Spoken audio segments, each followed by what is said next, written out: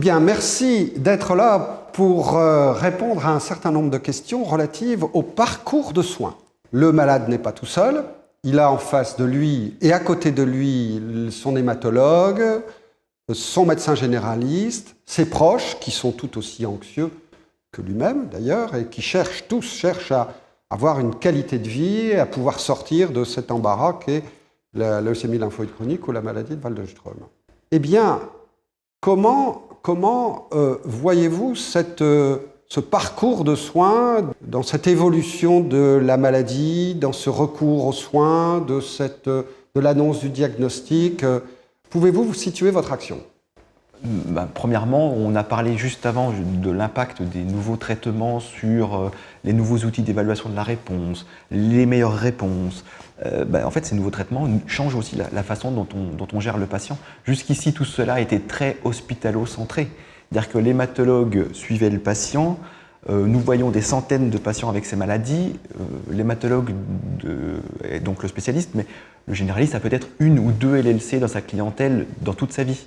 Donc c'est vrai qu'il ne faut pas lui en demander plus que ce qu'il ne peut délivrer. Et son rôle, c'est aussi de donner des informations pour les traitements que lui administre au patient, d'accord, et de laisser peut-être les associations répondre à certaines questions que peut se poser le patient. Ou bien, parfois, les patients me disent « on ne m'a pas parlé d'eux, avez-vous posé la question ?» Souvent, non, c'est vrai.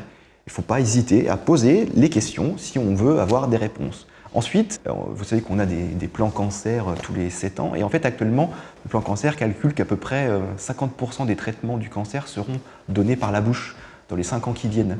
Et dans la LLC, dans le lymphome en général, c'est particulièrement vrai. Donc en fait, notre hospitalocentrisme, tout cela va complètement changer. Et nous allons devoir développer de nouvelles façons de suivre le patient à domicile, de recréer un réseau supportif autour de lui, avec le pharmacien d'officine qui est très important, les infirmières libérales qui administrent des soins, le généraliste bien sûr, et les aidants. Et tout cela, en fait, il va falloir apprendre à le recréer avec les nouveaux traitements oraux. Jusqu'ici, les patients venaient recevoir leur chimiothérapie intraveineuse en hôpital ou en hôpital de jour, voyaient une psychologue, un interne, un chef de clinique, un professeur, bref, énormément de monde. Et puis tout cela, tout cet environnement-là est perdu quand le patient rentre à la maison. Donc c'est ça qu'il va falloir essayer de recréer pour pouvoir donner dans des bonnes conditions, notamment de sécurité, les nouveaux traitements dont on a parlé juste avant. Bien, merci de brosser ce tableau qui illustre effectivement ce que beaucoup de patients ressentent, qui est le clivage entre la ville et l'hôpital et qui doit être comblé, donc, et d'indiquer, comme vous l'avez fait, les pistes de l'avenir. Bon, maintenant, qu'en est-il du quotidien actuellement, parce que le patient se trouve un petit peu démuni, l'accès aux soins n'est pas toujours facile, la présence du généraliste est parfois difficile à assumer dans tes thérapeutiques ou dans des explorations qu'il ne maîtrise pas, et pour lequel d'ailleurs il peut avoir recours au site, je fais la publicité. Véronique Leblanc, avez-vous quelques recommandations ? Écoutez, ce que vient de dire Loïc, là, on est dans vraiment une période de transition. C'est-à-dire que nous, on a pris ces nouveaux traitements de plein fouet aussi dans le terme d'organisation du parcours patient. Et on a encore beaucoup, comme disait Loïc, d'hospitalo-centrés, parce qu'il y a quand même des traitements encore intraveineux qui sont faits à l'hôpital, etc. Et les moyens qu'on a, on ne peut pas les multiplier. Et on ne peut pas mettre des moyens qu'on a actuellement dans les hôpitaux de jour, par exemple, pour organiser la prise en charge ville-hôpital. Donc il faut qu'on trouve un peu un modus vivendi au jour d'aujourd'hui pour pouvoir organiser cette transition, en sachant qu'il restera quand même toujours des patients qui viendront dans les hôpitaux de jour, hein, c'est quand même pas complètement terminé, et puis aussi faire reconnaître par nos tutelles ce type de parcours qui a un coût, c'est évident, qui est quand même un coût à la fois médical, paramédical, etc. L'organisation n'est pas simple, il faudra peut-être trouver un numéro unique d'entrée pour les patients justement qui ont des voies orales au niveau de l'hôpital, etc. Parce qu'on reste quand même toujours, nous, les référents de ces patients, malgré tout, même s'ils sont en ville. Donc là, c'est une organisation qui avance, mais qui n'est pas encore finalisée. Et je crois que tout le monde est impliqué là-dedans, puisqu'on est tous en train de travailler là-dessus, à notre niveau et au niveau aussi national. Mais là, il faut aussi qu'il y ait une reconnaissance de nos pouvoirs publics du coût de ce type de prise en charge. Et ça, ce n'est pas encore fait. Donc c'est un vrai souci aussi pour l'hôpital et pour tout ce qui est financier au niveau finances publiques. Donc à côté des évolutions et des gains d'activité, des gains d'efficacité liés à la recherche scientifique, vous insistez sur les gains d'efficacité liés à l'organisation des soins, ce qui effectivement semble une voie de recherche très importante, mais peut-être Florence Cimbalista, avez-vous quelque chose à ajouter? Moi, je voulais simplement revenir un petit peu au basique, qui est qu'il y a beaucoup de patients qui ne sont pas traités et qui eux aussi se posent des questions. Je pense que c'est très important d'insister sur ce qu'a dit Loïc, qui est que le médecin généraliste, lui, a toutes les pathologies à connaître. Et nous sommes des spécialistes et on ne peut pas lui demander un niveau de connaissance dans ces pathologies qu'il voit extrêmement rarement que nous avons. Donc je pense que de notre côté, nous avons un devoir en tant qu'hématologue de bien informer le généraliste au travers de nos courriers, mais par ailleurs, le patient, lui, doit être aussi porteur de cette information avec l'aide effectivement de l'association et du site, mais que le patient doit essayer de s'informer au maximum, poser des questions à l'hématologue, les relayer aussi au généraliste, et que le généraliste sache que nous aussi on est des gens joignables et qui peuvent nous appeler en cas de problème.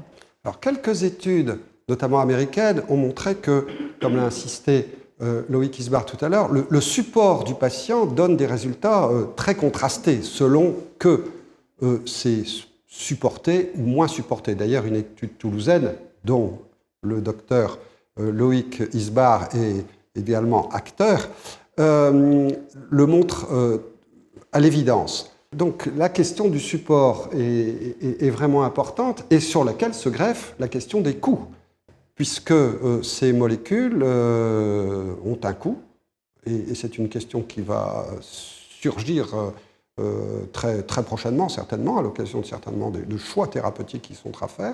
Avez-vous une opinion à la fois sur les soins de support, sur l'accompagnement et l'incidence que ça peut avoir sur les coûts? Alors d'abord, je pense que tous les patients ne sont pas égaux entre guillemets, en termes de prise en charge propre de leur maladie. Il y en a qui prennent très bien ça en charge et qui s'informent, etc. Puis il y en a d'autres qui sont moins intéressés, plus âgés, qui n'ont peut-être pas non plus les moyens de s'informer, etc. Donc je crois qu'il faut que nous aussi, on ait des niveaux de prise en charge des patients en ville qui soient un peu différents en fonction du profil patient. C'est-à-dire qu'il y en a, on sait qu'on peut très bien leur confier la prise en charge de leur maladie, que ça se passera bien, et puis d'autres où c'est plus compliqué, les patients très âgés qui n'ont pas l'habitude des outils informatiques, de n'importe quoi, etc.